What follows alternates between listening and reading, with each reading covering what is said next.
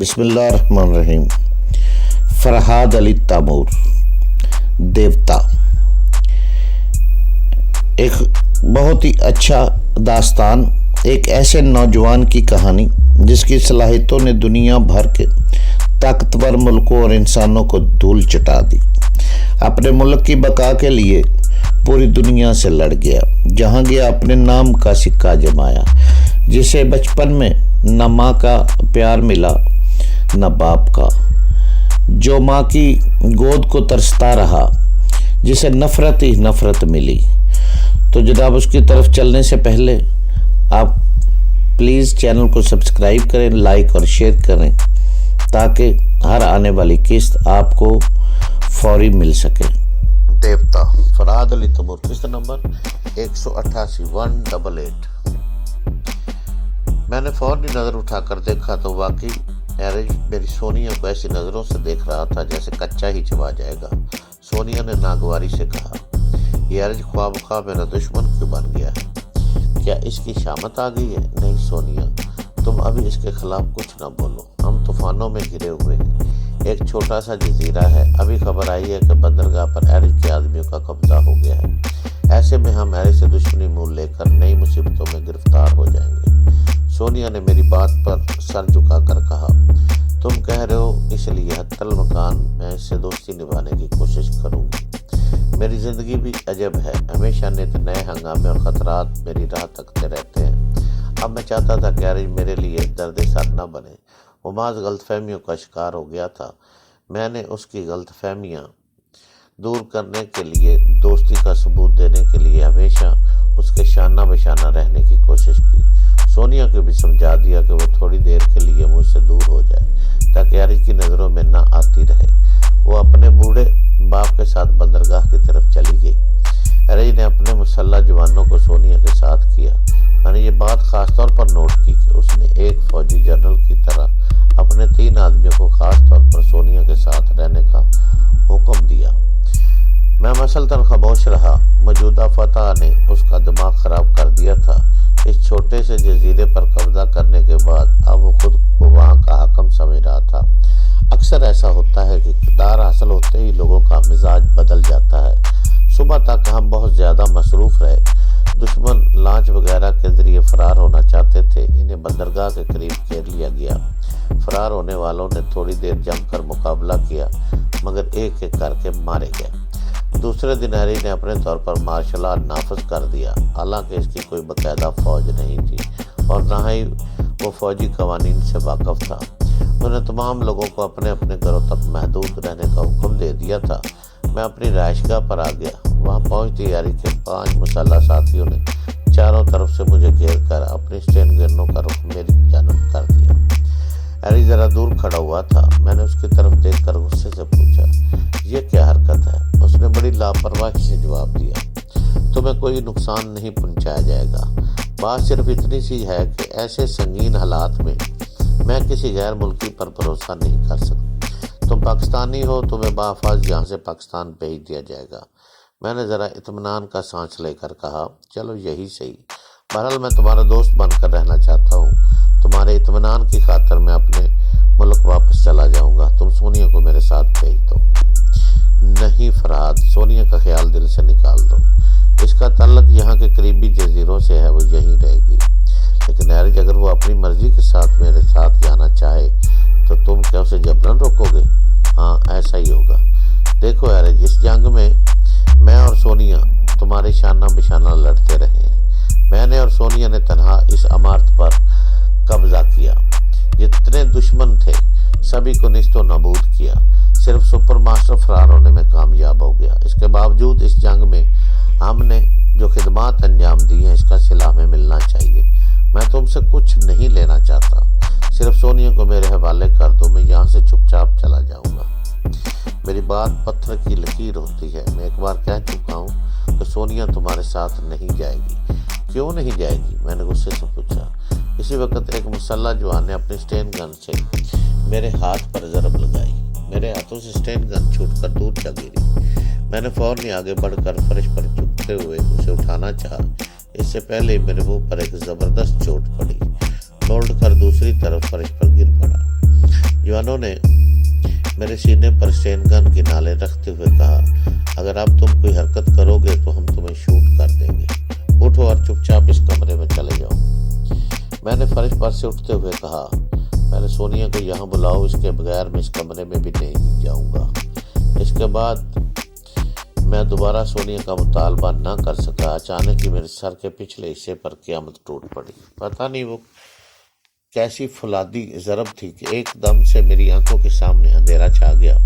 दिमाग ने मेरा साथ छोड़ दिया। दिमाग के बगैर इंसान किसी दुनिया में नहीं रह सकता। पता नहीं मैं भी कहाँ गुम हो गया था। जब मेरा दिमाग एहसासात की तरफ वापस आने लगा तो सबसे पहले मेरे कानों ने घड़ी की टक टक सुनी। मैंने बड़ी मुश्किल से करवट बदलने की कोशिश की तो सर के पिछले हिस्से से नाकाबिले बर्दाश्त टीसें उठने लगी। मैंने तकलीफ की शिद्दत से कराहते हुए आंखें खोल दी। मुझे अपने चारों तरफ तारीकी तारीकी नजर आई। फिर रफ्ता रफ्ता हल्की जर्द सी रोशनी दिखाई देने लगी। इस रोशनी में मैंने खुद को एक कमरे के फर्श पर लेटा हुआ पाया। मैं थोड़ी देर तक चुपचाप पड़ा रहा और सोचता रहा कि मुझ पर क्या गुजर चुकी है। जब मुझे याद आया कि मैंने सोनिया का मुतालबा करते हुए चोट खाई है तो फिर मेरा दिल सोनिया के लिए तड़पने लगा। मैं बड़ी मुश्किल से कराहते हुए आहिस्ता आहिस्ता उठकर फर्श पर बैठ गया। थोड़ी देर तक मेरा सर चकराता रहा। मुझे समझ में नहीं आ रहा था कि मैं किस तरह अपने पैरों पर खड़ा हो सकूंगा और किस तरह अपनी सोनिया तक पहुंच सकूंगा। पता नहीं कितनी देर फर्श पर बैठा सर से उठने वाली टीसों को बर्दाश्त करता रहा। खोपड़े के अंदर जैसे बर्फ जम गई थी। आंखों के सामने धुंधली सी फैली हुई थी। फिर मेरी नजरें इस धुंधलके में चकराती हुई स्टील पीस पर गई। वहां एक शमादान में 4 मोमबत्तियां रोशन थी। वो बस देर से जल रही थी और पिघल रही थी। अब थोड़ी देर बाद बुझने ही वाली थी। यक बयक मैंने महसूस किया कि मेरी नजरें एक मोमबत्ती पर जम कर रह गई हैं। मुझे यूं लगा जैसे इस सुलगती हुई लो से मेरा पुराना रिश्ता हो, जैसे मैं पहले भी इस लो को मुसलसल तकता रहा हूँ। सिर्फ इतनी सी बात होती तो मैं अपनी नजरें वहां से हटा लेता, लेकिन दिमाग के बुनियादी रिश्ते से फौरनी तलक नहीं तोड़ा जा सकता। इस वक्त मुझे याद नहीं आया कि इब्तदा में मैंने टेलीपैथी सीखने के लिए शमा की लो से अपनी आंखों का रिश्ता कायम किया था। अब वो सुलगती हुई इस रिश्ते की डोर थाम कर मेरे दिमाग में जमकर बैठ गई थी। अब जबकि मैं सब कुछ भूल गया था, ऐसी हालत में भी मेंटल पीस पर जलने वाली शमा की लो मुझे अपनी तरफ खींच रही थी। मैं उससे नजरें हटाना चाहता था मगर मेरे दिमाग ने मुझे जकड़ लिया और मुझे चुपके चुपके समझा रहा था, फराद भोले भटके राही, ये शमा की लो तेरे सफर का पहला संगे मील है। पीछे छूट जाने वाले इस संगे मील को याद कर। ये एक नन्ही सी लो तेरे काम माजी को रोशन कर देगी। मैं कुछ ऐसे ही महसूस कर रहा था। एक अनजानी सी धुंधली सी दुनिया मेरे ख्वाबदीदा ज़हन में चलक रही थी। उसे वाज़ेह तौर पर देखने के लिए शमा की लो को देखते रहना लाजमी हो गया था। इस वक्त मुझे जो फौरी तौर पर फ़ायदा पहुंचा वो ये था कि एक ही लो पर निगाहों और दिमाग को मरकूज कर देने के बाद सर की नाकाबिले बर्दाश्त तकलीफ बिल्कुल ही ख़त्म हो गई थी। ये अनजाने से तन्नी अमल का नतीजा था। मेरा लाशऊर जहाँ मेरे तन्नी अमल और टेलीपैथी की सलाहियतें जाकर छुप गई थी, वही लाशऊर एक आमल बनकर मसीहाई कर रहा था। मैंने खुद को हालात के धारे पर छोड़ दिया। सारी दुनिया को भूलकर सिर्फ इस नन्ही सी लो को तकने लगा। वो दिल ही दिल में कहने लगा, मैं शमा की इस लो को तकता रहूंगा, अपने दर्द का माँ करता रहूंगा। मेरे सर की तकलीफ बिल्कुल ख़त्म हो जाएगी।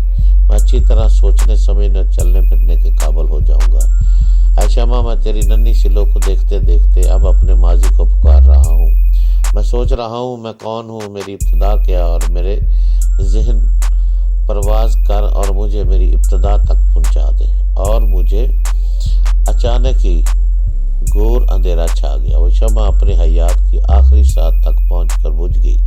मैं परेशान होकर चारों तरफ देखने लगा। अभी चंद लम्हे पहले ही मैं महसूस कर रहा था कि मुझे बहुत कुछ याद आने वाला है। मेरा लाशऊर रोशनी किरण फूट रही थी मगर अचानक ही शमा बुझ गई। चारों तरफ तारीकी छा गई। सबसे बड़ा सितम यह हुआ कि मेरे दिमाग में पहले اور اس اندھیرے میں پھر میرا ماضی دفن ہو گیا۔ اٹھ کر کھڑا ہو گیا اور پھر اس تاریکی میں آہستہ آہستہ قدم اٹھاتا ہوا میٹل پیس کی طرف بڑھا۔ موم بتیاں پگھل چکی تھی۔ میں بات آگے بڑھا کر ایک اندھے کی طرح اس پیس پر دوسری موم بتیاں تلاش کرنے لگا۔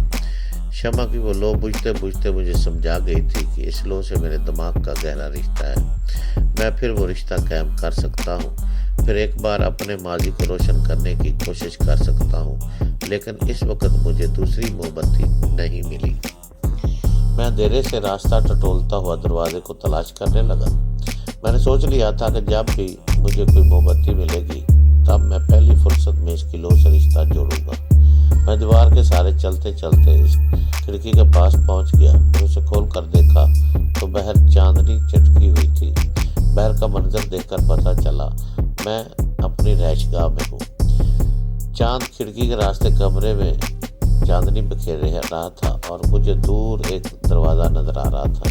اتنی دیر میں مجھے پتہ چلا کہ میرے سر کی تکلیف بالکل ہی ختم ہو گئی ہے۔ پتہ نہیں شمع کی لو نے کس طرح میرے دماغ سے تکلیف کے احساسات کو مٹا دیا تھا۔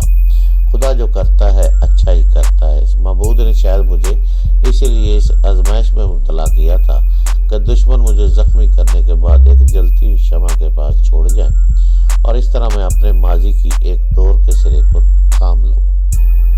میں تیز سے چلتا ہوا دروازے کے پاس پہنچ گیا۔ اسے کھولنے کے لیے جب میں نے ہینڈل پر ہاتھ رکھا تو وہاں ایک تہہ کیا ہوا کاغذ ایک دھاگے سے بندھا ہوا نظر آیا۔